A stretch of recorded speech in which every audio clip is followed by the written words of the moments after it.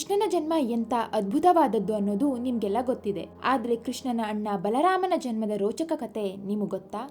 ಭವಿಷ್ಯವಾಣಿಯನ್ನ ಕೇಳಿದ ಕಂಸ ದೇವಕಿಗೆ ಹುಟ್ಟಿರೋ ಎಲ್ಲಾ ಮಕ್ಕಳನ್ನ ಸಾಯಿಸ್ತಿರ್ತಾನೆ. 7ನೇ ಮಗು ವಿಷ್ಣುವಿನ ಹಾಸಿಗೆ ಆದಿಶೇಷನ ಅವತಾರವಾಗಿರುತ್ತೆ. ಆದ್ರಿಂದ ವಿಷ್ಣು ತನ್ನ ಯೋಗಮಾಯೆಗೆ ಆ ಭ್ರೂಣವನ್ನ ರಕ್ಷಣೆ ಮಾಡುವಂತೆ ಆದೇಶ ಕೊಡ್ತಾನೆ. ವಸುದೇವ ಮತ್ತು ದೇವಕಿ ಇದ್ದ ಸೆರೆಮನೆಯನ್ನ ಪ್ರವೇಶ ಮಾಡಿದ ಯೋಗಮಾಯೆ ಯಾರಿಗೂ ತಿಳಿಯದ ಹಾಗೆ ದೇವಕಿಯ ಭ್ರೂಣವನ್ನ ಹೊರಕ್ಕೆ ಸೆಳೆದು ಅದನ್ನ ವಸುದೇವನ 2ನೇ ಪತ್ನಿಯಾದ ರೋಹಿಣಿಯ ಗರ್ಭದಲ್ಲಿರಿಸ್ತಾಳೆ. ತಾನು ದೇವಕಿಯ ಗರ್ಭವನ್ನ ಪ್ರವೇಶಿಸ್ತಾಳೆ. ಅತ್ತ ಆದಿಶೇಷ ಬಲರಾಮನ ರೋಹಿಣಿಯ ಗರ್ಭದಿಂದ ಜನ್ಮ ಪಡಿತಾನೆ. ಇತ್ತ ಯೋಗ ಮಾಯೆ ದೇವಕಿಯ ಗರ್ಭವನ್ನ ಬಿಟ್ಟು ಹೊರಟು ಹೋಗ್ತಾಳೆ. ಈ ಮಾಯೆಯಿಂದ ಕಂಸ ದೇವಕಿಯ 7ನೇ ಮಗು ಗರ್ಭಪಾತದಿಂದ ಮರಣ ಹೊಂತು ಅನ್ಕೊಂಡು ಸುಮ್ನಾಗ್ತಾನೆ. ಯೋಗ ಮಾಯೆ ಒಂದು ಗರ್ಭದಿಂದ ಭ್ರೂಣವನ್ನ ಸಂಕರ್ಷಣ ಅಂದ್ರೆ ಪೂರ್ತಿಯಾಗಿ ಎಳೆದು ಇನ್ನೊಂದು ಗರ್ಭದಲ್ಲಿಟ್ಟಿದ್ರಿಂದ ಬಲರಾಮನನ್ನ ಸಂಕರ್ಷಣ ಅಂತ ಕೂಡ ಕರೆಯಲಾಗುತ್ತೆ. ಕೃಷ್ಣಾರ್ಪಣಮಸ್ತು.